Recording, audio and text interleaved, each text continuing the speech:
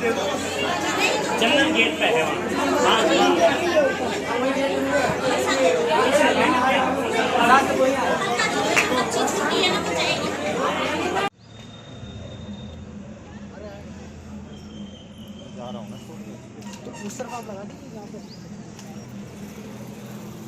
पदार्थ निवेदन यही है सब लोगों से कथा को ऐसे श्रवण करेंगे।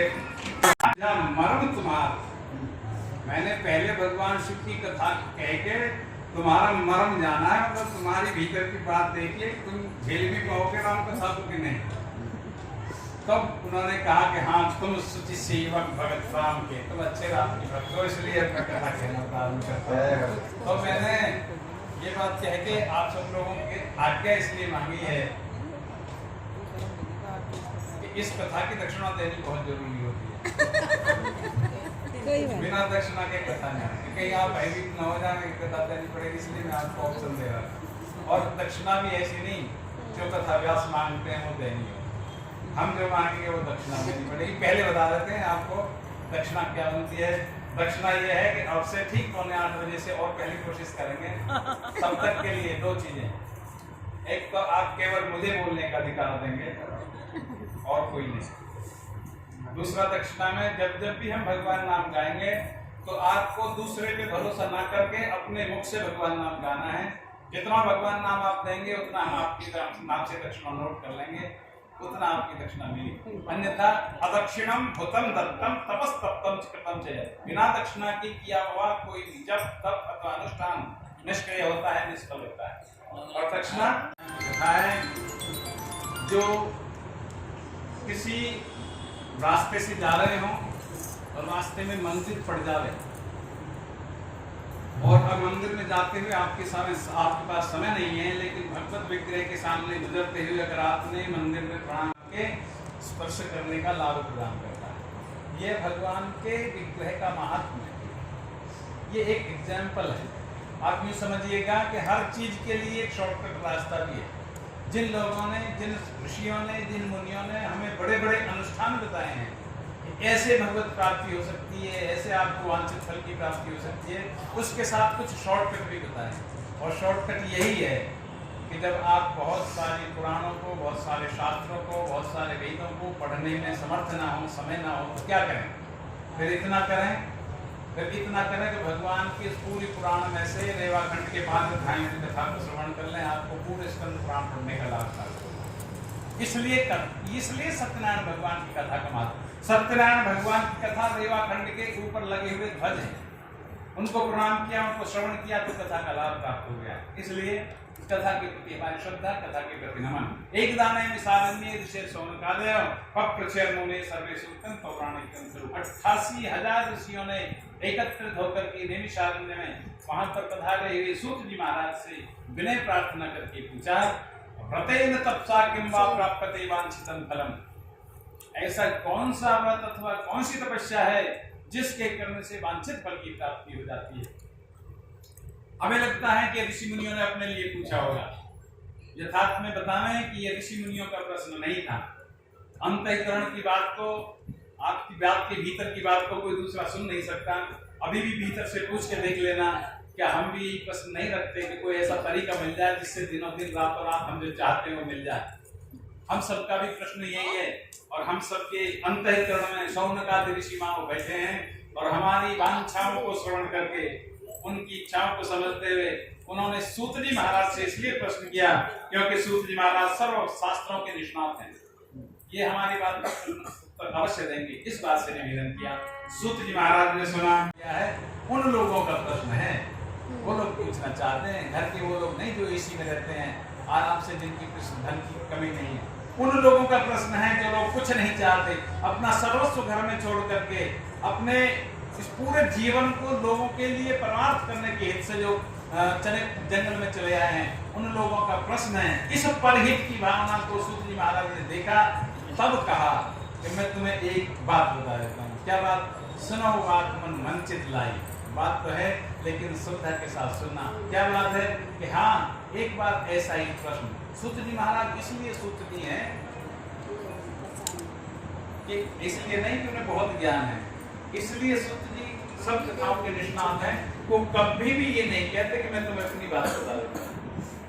18 पुराणों को सूत जी ने सुनाया, लेकिन एक भी कथा को उन्होंने में आ गए और मर्त्यलोक में आकर के क्या देखते हैं, नाना योनि समत्पन्ना वचन्ते पाप जन्म विधि। नारद जी बहुत सामान्य व्यक्ति नहीं है। नारद जी भगवान श्री ब्रह्मा जी की मानस पुत्र हैं और उन्होंने इतना जप तप किया है कि उन्हें भगवान का सानिध्य प्राप्त है, जिसको सायुज्य मुक्ति कहते हैं। प्राय सायुज्य मुक्ति का चलता फिरता एग्जाम्पल नारद जी हैं।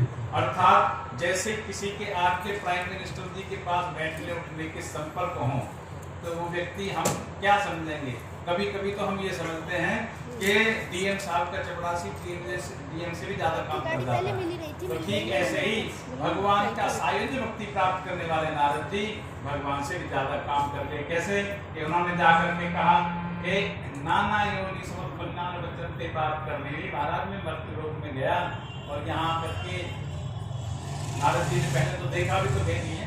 नारद जी ने देखा सब लोग बहुत प्रकार से दुखी हैं। दुखी लोगों को देखकर जो परहित की कामना करते हैं उनको संत कहते हैं। देखो एक बहुत सामान्य सी बात है, हमें आदत पड़ गई है प्राय आंखों से देखे हुए निर्णयों को सत्य समझने।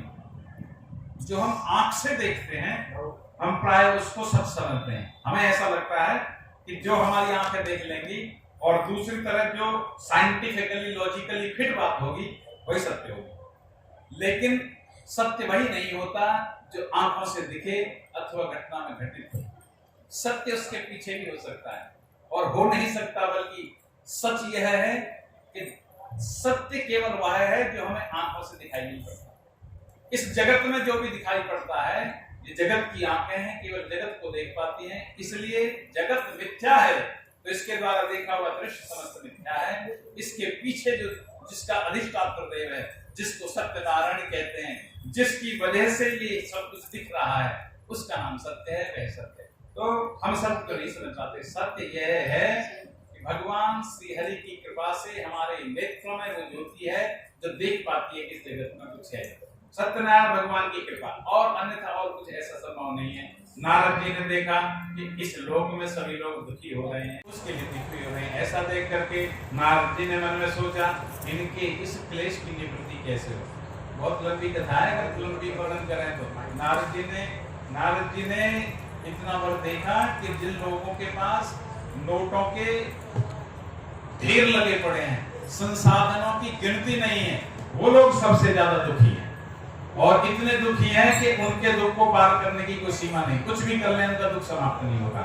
उनके दुख को देख करके नारद जी ने सोचा कितना ही भी धनी ने दे दे ये तो पूरा होगा नहीं। इसलिए भगवान श्री हरि से चल के पूछते हैं कि इनके दुख का समाधान का तरीका क्या है। इसलिए नारायणं देवं शुक्लवर्णं चतुर्भुजं, वहां जाकर के वैकुंठ में भगवान श्री हरि शेषनाग की सैया पर बहुत आनंद के साथ अर्धनिद्रा के रूप में बहुत विश्राम को प्राप्त हो रहे हैं और लक्ष्मी जी उनके पैर दबा रही हैं। लक्ष्मी जी कौन? जिनको हम यहाँ ढूंढ रहे थे। जो लोग नारद जी ने देखा कि जो लोग नारद जी इसी बात को देख के परेशान हुए थे, सब लोग लक्ष्मी जी की तलाश में हैं। नारद जी ने जाके देखा कि लक्ष्मी जी तो यहाँ विष्णु भगवान के पैर दबा रही हैं, लोग वहाँ पर फोटो के पीछे पड़े हैं। तो उनको देख करके नारद जी ने विनय प्रार्थना किया, भगवान श्री विष्णु की बहुत सुंदर प्रार्थना की। भगवान विष्णु के लिए आदि मध्यांत हीनाय निर्गुणाय गुणात्मने सर्वेशामादिभूताय भक्तानामार्तिनाशिने। भैया किसी वैसे सामान्य घर में नहीं है। वैदिक मंत्रों की उपादेयता यही है कि भगवान के रूप गुण लीला और धाम का वर्णन करना। मुद्रा में भगवान श्री हरि बहुत आनंद के साथ लगा है कि एक निमेष से ज्यादा ये पल के रुक नहीं सकती। जिन आंखों के लिए शाप है वो मछली की तरह चंचल रहती हैं। भगवान का रूप दर्शन करके मानो पत्थर की हो गई, खुली की खुली रह गई, जड़ हो गई, पत्थर हो गई। भरत जी के चरणों के कोमलता को देख करके वन में पड़े हुए पत्थर सजीव हो गए। नारद जी कहते हैं भगवान आपके स्वरूप का दर्शन करके मेरे समस्त ताप समाप्त हो गए, लेकिन मेरा एक निवेदन है क्या कि मैं मर्त्य लोक में चला गया। बाहर जाते हैं भगवान से कहना व्हीलर को क्यों यूज करते हैं, पार्टी से सीधे हम बात नहीं करते, नहीं मिल पाते, उसका रीजन होता है हमें उसकी जानकारी नहीं होती। डीलर दोनों को जानता है। तो नारद जी को मानो डीलर हैं, भगवान को भी जानते हैं, हमें भी जानते हैं, और तो और हमारे भीतर की बात को जान करके नारद जी ने बिल्कुल क्लियर कहा कि सब लोग ये चाहते हैं कि वांछित फल प्राप्त हो जाए, तब हम सुखी होंगे। तो नारद जी ने कहा कि केनोपायेन चेतेषां दुःख नाशो भवेत्। किस बात से, किसके करने से इनके दुख का निश्चित रूप से नाश हो जाए, वो हम समझ। बहुत सीक्रेट हुआ है, आपको अपना विशेष प्रेमी समझ करके मैं आपको बता देता हूँ। मैं इस बात पे इसलिए जोर दे रहा हूँ कि जिस दिन यूँ कहते हैं जब जागे तब सवेरा, हमें जिस दिन ये पता लग जाए कि यथार्थ में सत्यनारायण भगवान की कथा कितनी महत्व की है, उसी दिन ये हमें फल प्रदान कर देती है।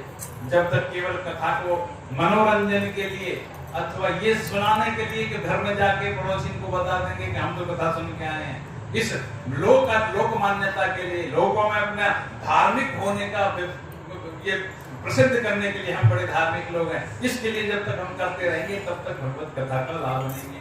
भगवत कथा का लाभ तब है जब हम ये समझ पाए कि भगवान श्री विष्णु, भगवान श्री हरि इस समस्त जगत के अधिष्ठात्र थे। वो कहते हैं कि व्रतमस्ति महत् पुण्यम, एक व्रत है बहुत पुण्यशाली है, लेकिन कैसा है, स्वर्ग मर्त्य च दुर्लभम, ना स्वर्ग में है ना मर्त्यलोक में है, यानी धरती लोक में बहुत दुर्लभ है, इतना दुर्लभ है। अब हम समझते हैं भगवान कह रहे हैं दुर्लभ है। हमारे यहाँ गली गली में रोज कथा हो रही, एक दिन में 5 बार कथा हो जाती है। गंगा जी के किनारे चले जाओ तो 5 मिनट में 5 कथा सुनने को मिल जाती है।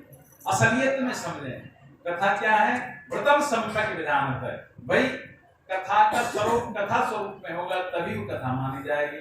लोहे में अगर दृढ़ता नहीं है तो उसको लोहा नहीं कह सकते। इस प्लास्टिक के फूलों में हम आकार देख के ये लगा लेते हैं कि फूल हैं, लेकिन यथार्थ में वो फूल का काम कितना ही करते हैं, दिखते हैं, उन लोग की सुगंध नहीं होती। ठीक ऐसे ही कथा में श्रद्धा और भक्ति का रस ना हो तो श्रद्धा भक्ति से विहीन केवल मनोरंजन है, तो समय का पालन करना है।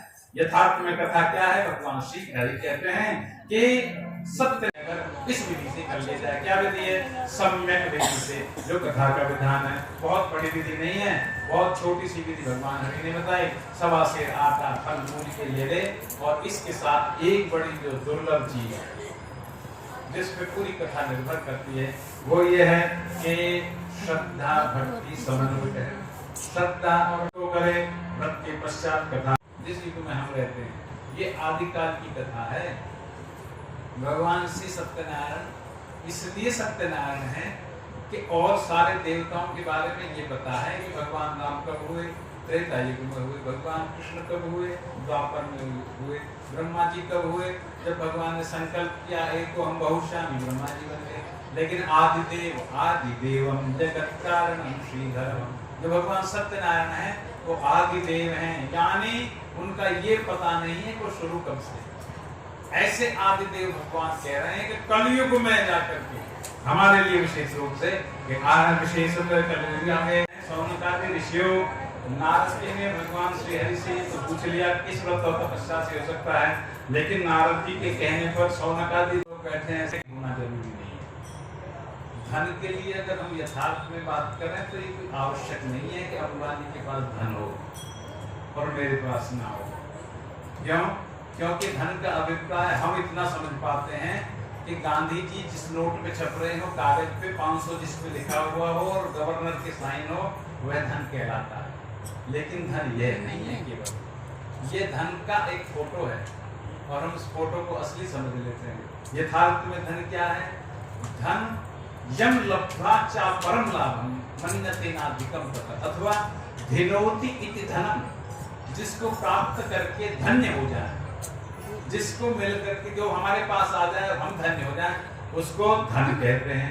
कुछ लोग गांधी जी के इन कागजों को पाकर के स्वयं को धन्य समझते हैं और उस धन को कुछ लोग कॉकरोच आदि चींटी आदि काट करके दीमक आदि फेंक देते हैं, मिट्टी बना देते हैं, उनको कोई मतलब ही नहीं होता।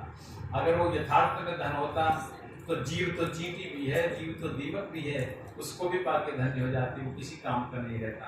धन के बहुत प्रकार हैं, कुछ लोगों के लिए धन के अलग अलग प्रकार हैं। कुछ लोगों को अधमा धर्म इच्छन्ति, अधमा धर्म इच्छन्ति, ये जो धन है ना नोट वाला, इसको तो अधम लोग इसकी इच्छा रखते हैं। अधमा धनम इच्छन्ति धनम मानम च मध्यमा। मध्यम श्रेणी के जो लोग होते हैं वो इस धन और मान दो चीजों की इच्छा रखते हैं।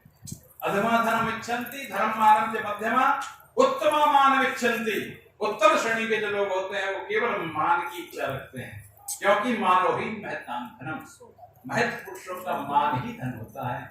और जिन लोगों ने सुना हो अथवा जिन लोगों ने पढ़ा हो भगवान श्री विष्णु के सहस्त्र नाम में मान शब्द भगवान विष्णु के लिए आता है। मान किसी और को नहीं कहते, भगवान विष्णु के सामने साक्षात है, इनका नाम मान है। जब हमारे लिए कोई आदर करता है तो हम उसको कहते सम्मान। इस जगत में आदरणीय केवल और केवल भगवान विष्णु हैं।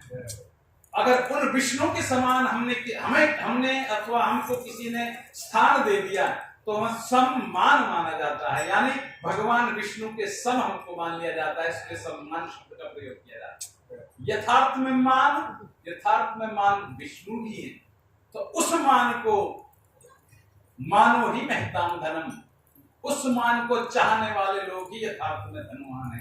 अन्यथा जिस धन की हम बात करते हैं उस धन के लिए तो व्यास जी लिखते हैं कि निर्धन नाम का ब्राह्मण इसलिए निर्धन है कि निर्धन उसको नहीं कहते जिसके पास धन ना हो। निर्धन उसको कहते हैं निर्गतो सर्वधना नाम यस्मात्, सारे धन जिससे निकल के जाते हो उसको निर्धन कहा जाता है। वहां से निकले ये जिनके पास धन है वो किसका आज तक ध्यान जितना भी जिसको हम उपलब्धि मानते हैं, जिसको भी हम प्राप्ति मानते हैं, वह प्राप्ति किसके द्वारा की गई इसका मूल ढूंढ के देखें तो यथार्थ में उनकी द्वारा दी हुई संपत्ति है, उनके द्वारा दिया हुआ ज्ञान है, उनके द्वारा दी हुई हमारी सब उपलब्धि है, जिन्होंने इस धन को लाने के लिए हमें उपाय बताए, साधन बताए, योग्यता बताए, टेक्नोलॉजी जिसको हम समझते हैं, जब सब जिन्होंने दी है इस बात का ज्ञान करने के लिए वेद शास्त्र पुराण जितने भी वेद हैं जिनका निष्पादन किया है, संपादन किया है, उन लोगों के द्वारा जो ज्ञान प्राप्त हमें हुआ जिससे हम इन लोगों को कमा करके देशों में चले जाते हैं, 30 तारीख को खट से तनख्वाह आ जाती है, ये हमारा श्रम नहीं है, ये उनका श्रम है जिनके श्रम से पढ़ लिख करके हम इस योग्य बन गए। वो स्वयं निर्धन रह गए, हम अपने आप को धनवान मानने लग गए। ऐसे उन निर्धन ब्राह्मण थे, अपना सर्वस्व जीवन उन्होंने तपश्चर्या में लगा दिया, लोगों के उपकार में लगा दिया। नित्य उनके यहाँ एकादशी होती है, क्यों? क्योंकि घर में अन्न ही नहीं है। उनके यहाँ नित्य भगवान की प्रार्थना है, केवल क्या करते हैं, मधुकरी करते हैं, भिक्षा के लिए निकल जाते हैं। जीवन चला गया भिक्षा के आधार पे अध्यापन करते हुए, लोगों को ये बताने के लिए कि इस जीवन में ये जगत नश्वर है, इससे कोई फायदा नहीं, यथार्थ में अगले स्टेप की तैयारी करनी चाहिए। इसको बताते बताते निर्धन रह गई, बुढ़ापा आ गया।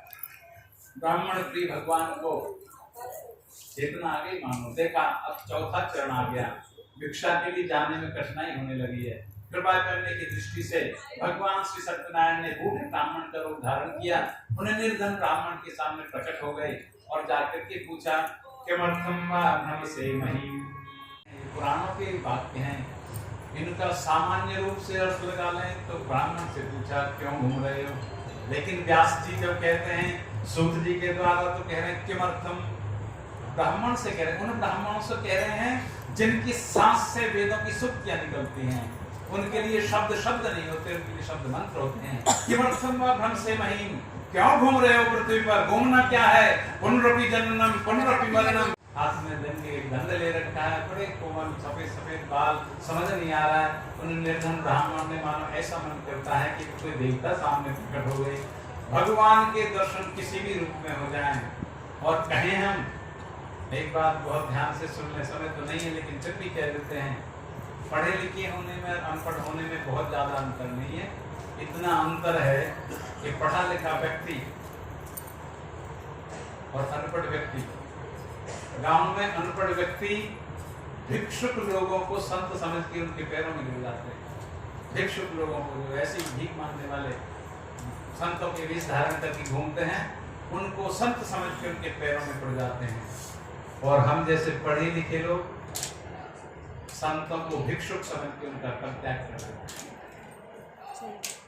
जो भी आ गया हमने समझा ये तो भीख मांगने आ गया। जिसने अपना जीवन परित्याग करके इस जगत का नेह सब त्याग करके परमार्थ के लिए, पुरुषार्थ के लिए, लोगों के जीवन को यथार्थ में लाने के लिए अपना सब कुछ हम करके अकिंचन रह करके जीवन का निर्वाह कर दिया। हम समझते हैं भिखारी है, घूम रहे हैं, क्या है। ऐसे अंतर को देखकर निर्धन ब्राह्मण अपने आप में स्वयं को दीनहीन समझ के अपना परिचय देते हैं। और परिचय भी कैसा, हमसे कोई पूछे हम कौन हैं, तो हम अपना इस जगत में जो सबसे बेस्ट हमारा इंट्रोडक्शन हो सकता है। अगर हमारे रिश्तेदार के रिश्तेदार कभी प्रधानमंत्री जी से मिल गए होंगे तो हम क्यों बताएंगे कि हम उनके जो प्रधानमंत्री जी के सचिव हैं, उनके जो भतीजे हैं, वो हमारे गांव में जो तिलक राम भाटी जी हैं, हम उनके गांव के रहने वाले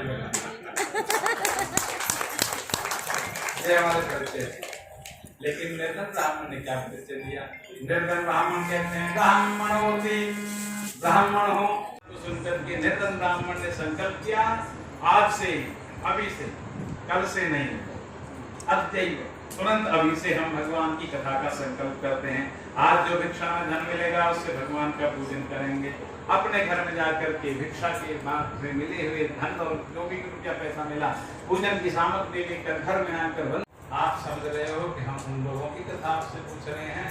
हम तो ग्रेटर नोएडा वालों को भी जानते हैं, ऐसे लोगों के लिए भी तो है कुछ और भी तो। ये ब्राह्मणों का क्या काम है? कथा वथा करना ही काम है इनका।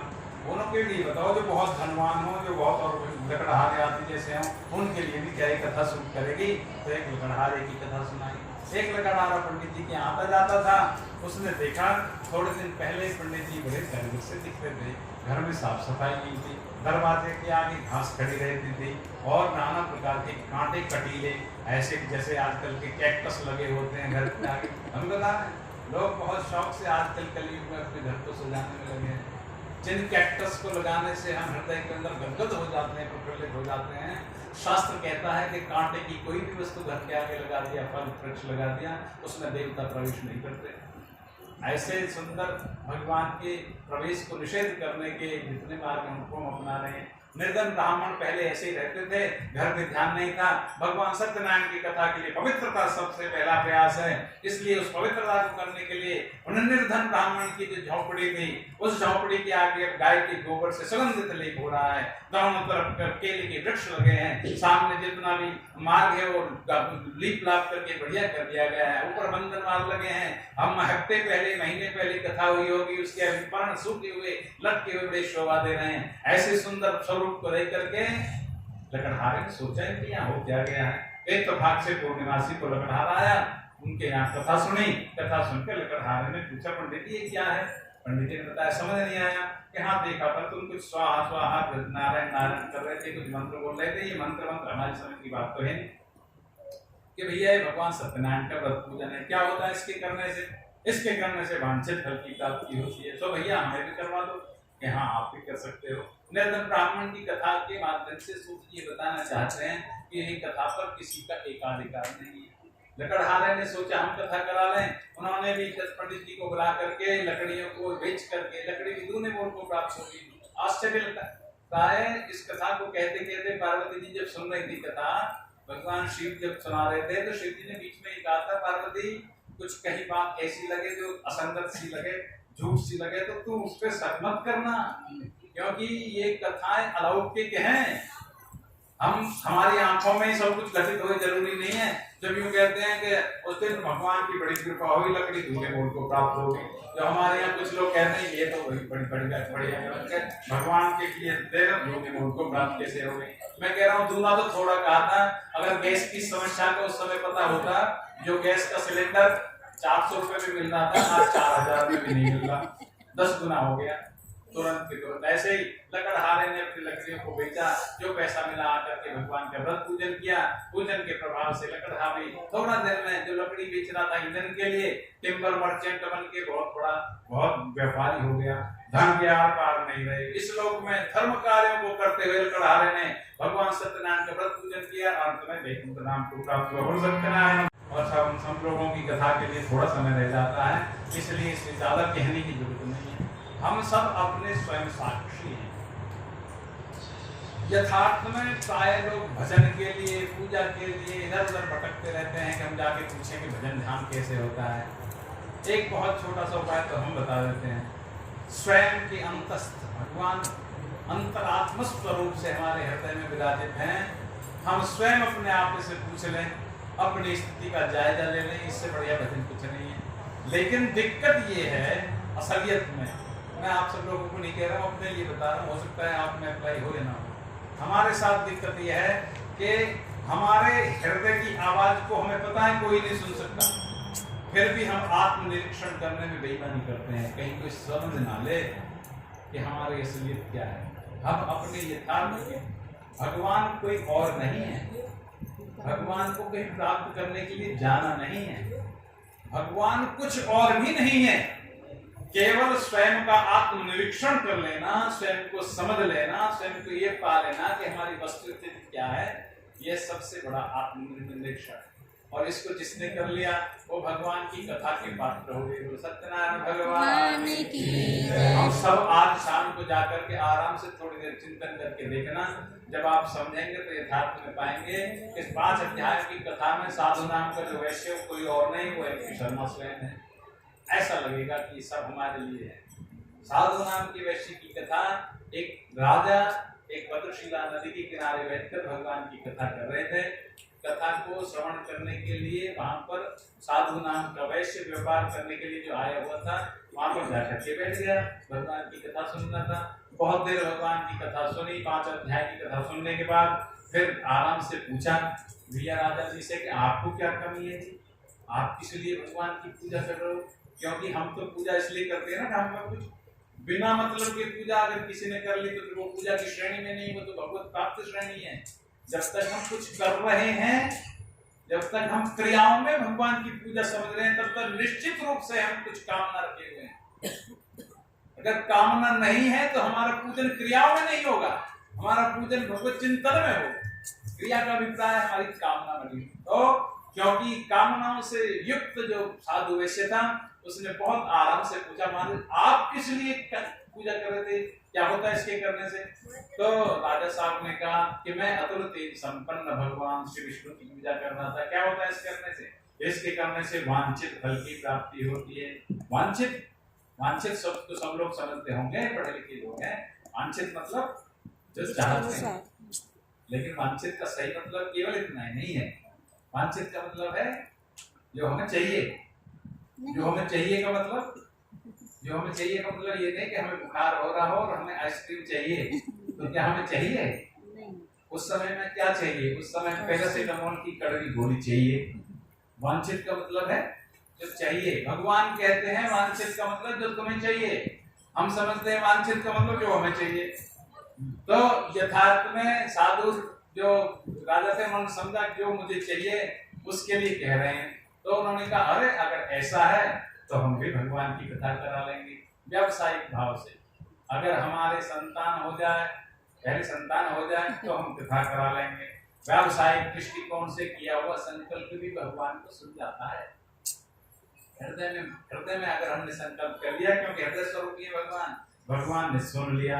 और सुन करके गोस्वामी तुलसीदास जी कहते हैं तुलसी अपने इसको ढल जाए, बीज ऊपर की तरफ ही आएगा उगने के बाद। ठीक ऐसे ही किसी भी प्रकार से परीक्षा की दृष्टि से, व्यावसायिक दृष्टि से, चाहे साधु ने संकल्प किया लेकिन भगवतोन्मुख होकर के कर दिया, इसलिए उनके वहीं से तत्काल प्रभाव से उनके भाग्योदय हो गए। एक चौपाई आती है, अब तो समय नहीं है, इस बार बार गाते हैं बारक नाम कहत जग जेऊ होत तरम तारू नष्टे। भगवान का नाम लेने से करोड़ों जन्मों के पाप नष्ट हो जाते हैं। भाई ये कैसे करोड़ों जन्मों के पाप कैसे नष्ट हो जाते हैं? हम निवेदन करें कि इस तहखाने की बिल्डिंग में मान लिया 10 वर्ष से अंधेरा हो, 10 वर्ष इसमें कोई लाइट ना हो, और फिर अचानक से बल्ब जला दिए जाए, तो उस बल्ब को उस 10 साल के अंधेरे को निपटाने में ज्यादा टाइम लगेगा? चाहे वो 2 मिनट का अंधेरा है, चाहे वो 2 दिन का अंधेरा है, चाहे 2 साल का अंधेरा है, उस अंधकार को नष्ट करने में प्रकाश को समय नहीं लगेगा। ठीक ऐसे ही पाप कितने भी ज्यादा हों, कितने भी लंबे हों, कितने भी पूर्व जन्मों के हों, भगवान के नाम को उसको समाप्त करने में ऐसे ही समय नहीं लगता जैसे प्रकाश को कितने ही लंबे समय के अंधकार को समाप्त करने में समय नहीं लगता। और उस साधु नाम के व्यापारी के द्वारा किए हुए भगवत संकल्प मात्र से उनके जन्म जन्मांतर के पापों के कारण आए हुए आवरण हट गए और 10वें महीने में उनके यहाँ कन्या का जन्म हुआ। पत्नी जी ने भूखे रखा, अरे स्वामी जी बहुत दिन हो गए, आपने कथा के लिए कहा था, क्योंकि महिलाओं का दायित्व बहुत है। जिन्होंने भगवान राम की कथा सुनी हो, मंदोदरी ने 5 बार रावण को समझाया था कि तुम मेरी इतनी सी बात मान लो कि उनको राम को आदमी मत समझो, भगवान समझो। लेकिन इतनी भी बात बेचारे रावण ने नहीं मानी। इतनी बात मान लेता तो उसका उद्धार हो जाता। उद्धार तो तभी होगा मतलब बच जाता, जो उसका सौभाग्य है मंदोदरी का वो बचा रहेगा। ठीक ऐसे ही लीलावती ने खूब कोशिश की कि आपने संकल्प लिया था वो कथा करा दो। यहाँ करा देंगे, 5 साल की होगी तो बर्थडे करेंगे बड़ा सा होटल में, सब लोगों को बुलाएंगे, उनके भी कर देंगे। तो हमारी कथा ऐसी तो होनी नहीं है कि जैसे वहाँ गुरुकुल में हो जाती है, बैठ के उनको बुला लिया जाए, शर्मा को बुला हो गई कथा। हमारे लिए बड़े बड़े कथावाचक आएंगे, बड़े इवेंट होंगे। बोल सत्यनारायण भगवान। चलम वित्तम चलम वित्तम चलम वित्तम चला चला चले यौवन जीवनम चला चले ही संसारे एको निश्चल धनम धर्मो एको निश्चल। इस जगत में सब कुछ चलाचल का है, चलता रहता है। इसमें धर्म ही एक निश्चल है, इसलिए उसको कभी देरी से नहीं करना चाहिए। ये हमारा चित्त कब बदल जाए, जो आज संपत्ति हमारे पास है कब चली जाए, हम इंतजार करेंगे तब करेंगे। जिन्होंने धर्म कार्य करने के लिए आगे का समय का निर्णय लिया वो कभी धर्म कार्य कर नहीं सकते।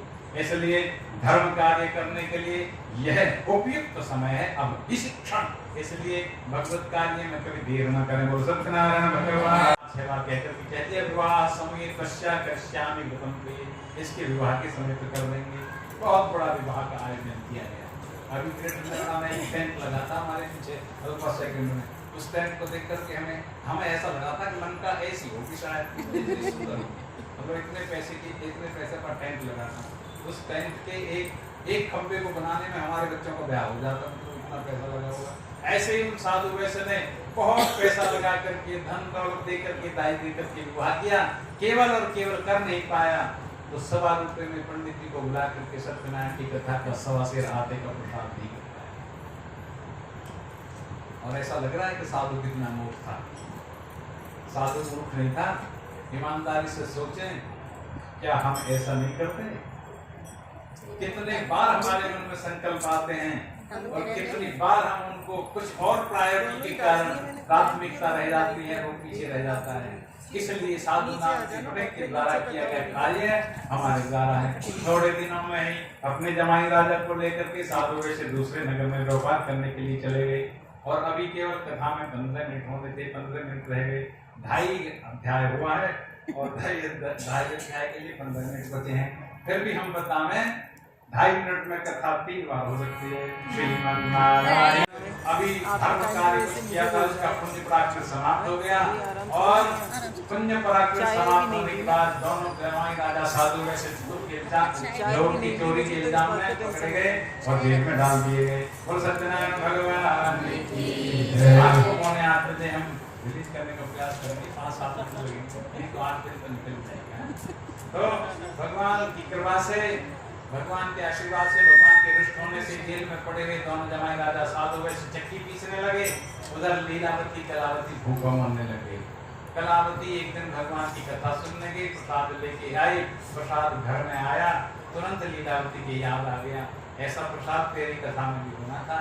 फिर पापा ने आज तक मेरी एक न मानी। चल एक काम करते हैं, हम अब कथा कर लेते हैं। हम कथा के लिए ये बताना चाहते हैं कि कथा संपन्नता से संबंध नहीं रखती, तथा विपन्नता से भी संबंध नहीं रखती, तथा हमारे हृदय की मानसिक स्थिति से संबंध रखती है। लीलावती कलावती ने बड़े प्रेम से बहुत रो करके भगवान के सामने दैन्य भाव से निवेदन करते हुए भगवान की कथा की। कथा के प्रभाव से रात को चंद्रकेतु राजा ने सपने में दर्शन दे करके भगवान ने कहा, ये जो 2 लोग बंदी खाने में बंद हैं इनको छोड़ दो, नहीं तो धन पुत्र के साथ तुम्हारा नाश कर दूंगा।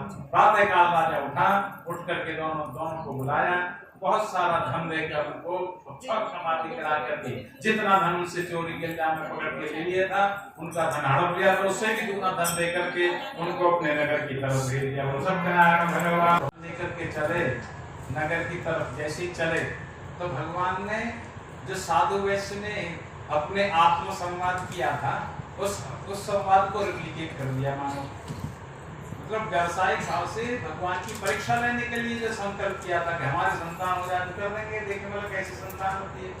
जब परीक्षा लेने के भाव से साधु वैश्य ने भगवत स्मरण किया था तो भगवान भी परीक्षा लेकर के उसका कल्याण करने का संकल्प ले लेते हैं। देखते हैं भाई तेरी भी बुद्धि सुधरी है कि नहीं। नाव को लेकर के जा रहे थे, बूढ़े ब्राह्मण का रूप धारण करके पहुंच गए कि तुम्हारी नाव में क्या है भैया?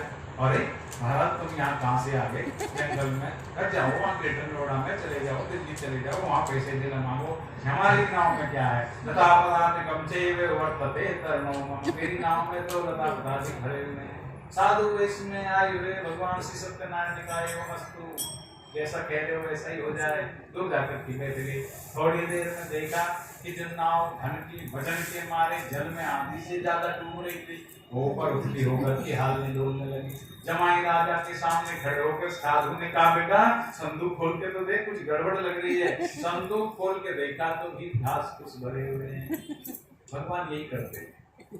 अभी थोड़ी देर पहले कहा ना, जड़ चेतन को जो भले को मंत्र को भला करते थे, जो पर्वत को राई करते, राई को पर्वत करते, उसका भगवान नाम है। जो घास को नोट बनाते, नोट को घास बनाते, उसका नाम भगवान है। जो थोड़ी देर में 8 बजे तक का 500 का नोट 500 रुपया रहे, मोदी जी के कहते ही कागज में बदल जाए, ऐसा भगवान की बात। कोई देर नहीं लगती, घास फूस होके दिखने लगे, रोने लगे, हाहाकार करने लगे। विलाप करते करते भगवान नाव को लिए चले आ रहे थे। उस समय लीलावती कलावती अपने घर में बैठकर आंसुओं से भगवान का अभिषेक कर करके भगवान की कथा कर रही है।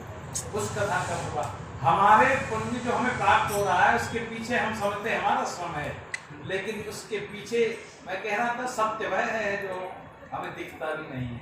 सत्य का दिखना कोई आवश्यक नहीं है। लीलावती कलावती की पूजा के बीच में खबर पहुंची साधु वैश्य आ रहे हैं। लीलावती कलावती भी अपने पूजा को छोड़ करके दर्शन के लिए भाग चले। भगवान ने कहा जो तुम्हें चाहिए तुम्हें वही कहना पड़ेगा, जो तुम्हें चाहिए मतलब जो तुम्हारी दवाई है, मतलब जिससे तुम्हारी बुद्धि ठीक होगी।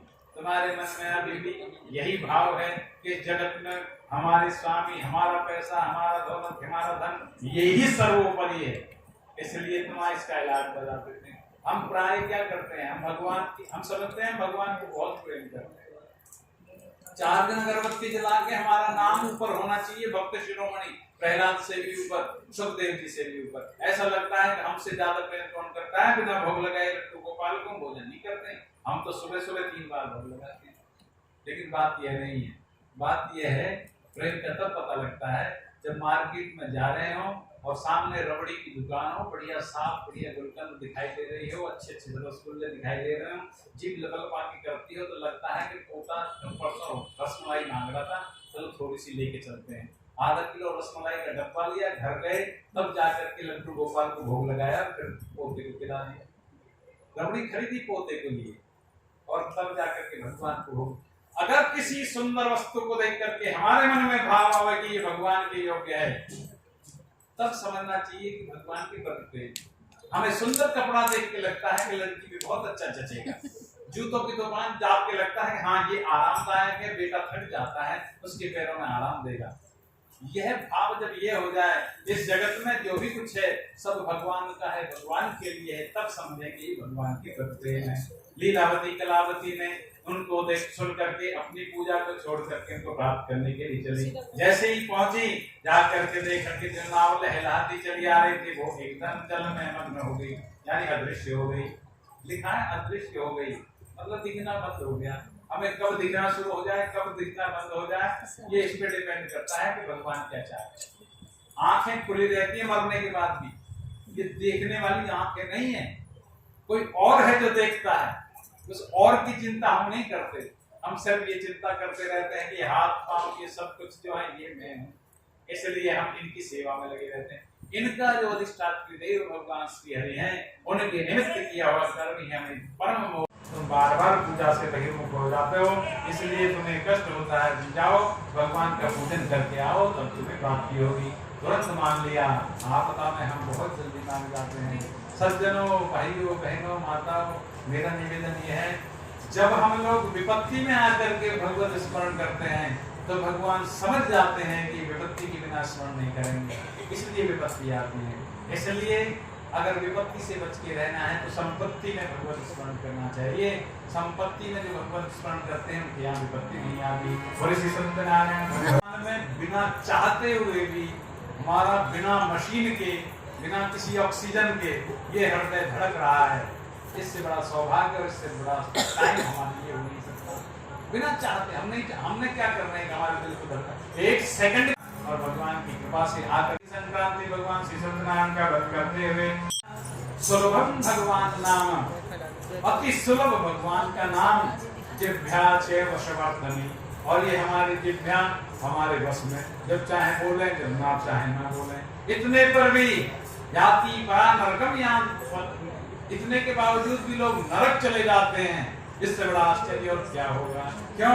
एक बार भी अगर हमने अपनी जिह्वा से भगवान नाम गाया तो नरक की दूरी हमसे उतनी बढ़ती चली जाती है, जैसे हम प्रतिबिंब के सामने खड़े होकर के वापस दिशा में चलें तो प्रतिबिंब वापस चला जाता है। तो सत्यनारायण भगवान के लिए गया और वहां जाकर के कुछ गोप वाले ऐसे हमारी तरह देख करके भगवान सत्यनारायण के व्रत कथा पूजन कर रहे थे। अहंकार के वश में राजा न तो वहां गया, न भगवान श्री सत्यनारायण को प्रणाम किया, उल्टे गोप ग्वालों के द्वारा दिए प्रसाद का परित्याग करके अपने घर की तरफ चल दिया। बहुत सारे कष्टों को भोगा। जब समझ में आया तो पुरोहित ने बताया, तुमने सेवा प्राप्त किया है, घर से पूजन की सब सामग्री भरवा करके जंगल में जा करके उन्हीं गोपवालों से भगवान का व्रत पूजन करवा कर उनके हाथ से प्रसाद पाया। प्रसाद के महात्म के कारण, प्रसाद की विशेषता के कारण भगवान के सामने से जो मिल जाए तो सब प्रसाद है। हम जितना समझ लें। वैसे तो देखने की वाली बात यह है कि यह समय जिसमें हम बैठ करके भगवान का नाम गुण जैसा मिल रहा है गा रहे हैं, ये समय भी क्या भगवान का प्रसाद नहीं है? ये कौन सा हमारा गुनाह हुआ है? हमारे एक क्षण का भी हमारे हाथ, एक क्षण भी, मतलब एक क्षण का भी हमारा अधिकार नहीं है जिसको हम कह सके कि हमारे वश में है। और हमको सब कुछ प्राप्त है। हम केवल भगवान का प्रसाद उसको समझते हैं जब हमें थोड़ी देर के लिए खुशी होती है, जब हमें हमारी इच्छा से ज्यादा मिल जाए। हमने सोचा था कि प्लॉट के रेट दुगने हो जाएंगे एक महीने में, लेकिन वो 3 गुने हो गए। तब हमें लगता है कि 1 गुना फालतू हुआ, तो 2 गुना तो हमने हिसाब लगा लिया था, वो तो पहले हिसाब था। तो हम उसको लेकिन यथार्थ में प्रसाद क्या है? हम ये सुनते हैं तो लोग लड़कियों के विवाह के बाद कथा आज तक भी कराते हैं। ऐसा ना हो हमने कहीं सपने में कह लिया वो कथा कराएंगे और कहीं हमारा विनाश ना हो जाए, इसलिए इधर से। ठीक ऐसे ही लीलावती कलावती बीच में पूजा को छोड़ के आ गई थी तो उनकी नाम डूबी दिखाई दी थी। इस भय से यह मान्यता है कि भगवान सत्यनारायण की कथा को बीच में छोड़ के नहीं जाना चाहिए। वैसे हम निवेदन करें, बीच में छोड़ के जाने से भगवान नाराज नहीं होंगे। हाँ, एक बात जरूर है, अगर प्राप्य भगवान नाम को छोड़ करके हम जा रहे हैं तो नुकसान हमारा ही होगा, भगवान का कोई नुकसान नहीं होगा। भगवान का नाम न लेने से भगवान का कोई नुकसान नहीं है, और भगवान और कोई नहीं है। हमारा सत्व जो है, आत्म तत्व है, वही भगवत स्वरूप है। इसलिए सदैव सदैव आत्मरंजन के लिए सदैव सदैव भगवान नाम गुणगान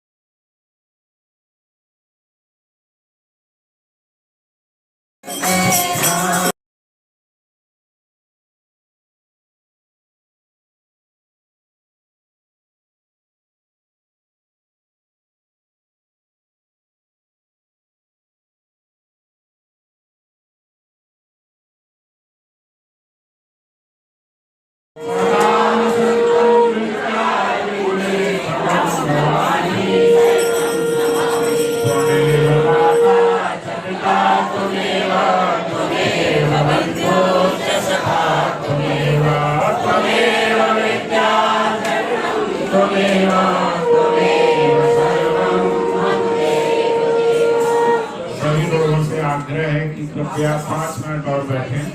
सभी से आग्रह है 5 मिनट और बैठें, क्योंकि कथा तो भैया ने अपने निश्चित समय में की है और कथा के बाद में हमारे परम आदरणीय ऐसे शुक्ला जी का आशीर्वचन नहीं होता है तो कथा की मोहर ऐसे पक्की नहीं मानी जाती है।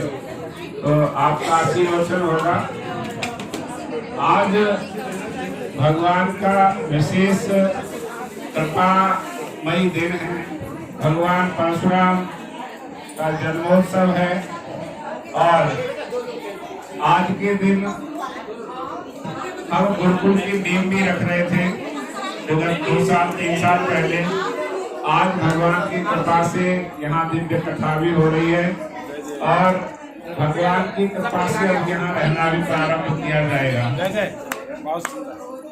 तो भगवान की बिना कृपा के संभव नहीं है, जैसा आपने बताया था। कृपया 2 मिनट 5 मिनट बैठ जाएंगे, मेरा आग्रह है बैठ जाएंगे।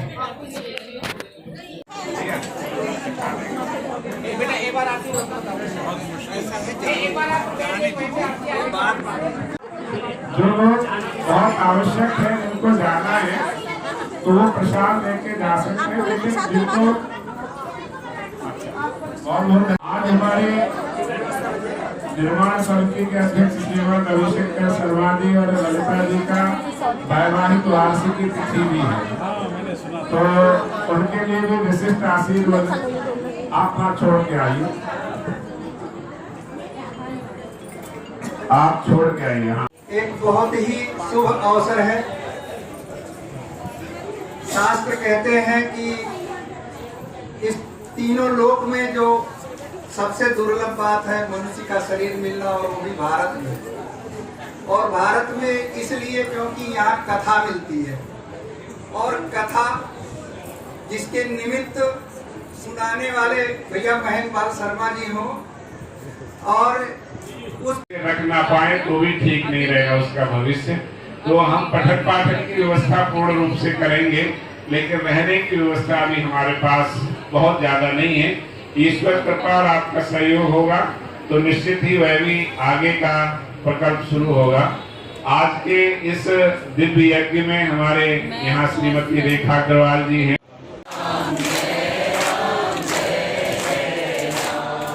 हम श्री राम जय राम जय जय राम, श्री राम जय राम जय जय राम, श्री राम जय राम जय जय राम। बोलो राजा रामचंद्र भगवान की जय। ये भी ललिता सखी पुष्प दे दो भैया व्यास जी को, जल्दी नहीं वीडियो बना रहे हैं। ओम माल्यादीनि सुगंधिने मालानि पुष्पाणि पूजार्थं प्रतिगृह्यताम्। पहना दीजिए ललिता दी। श्रीवरतस्वमायुष्यमारोग्यमाविधात्सौभमानं मह्यते धनं धान्यं पशुं बहुपुत्रलाभं सत्संवत्सरं दीर्घमायुः। ओम स्वस्ति न इंद्रो वृद्धस्रवाः स्वस्ति न पूषा विश्ववेदाः स्वस्ति नस्तारक्षो वरिष्ठनेमिः स्वस्ति नो बृहस्पतिर्दधातु भवत्या विश्ववेदाः स्वस्ति नस्तारक्षो वरिष्ठनेमिः स्वस्ति नो बृहस्पतिर्दधातु। जय श्री भगवान से प्रार्थना करें ये युगल दंपति आने वाले भविष्य में धर्म के प्रतीक स्वरूप बने। इनका अनुसरण करके जगत के हम सभी लोग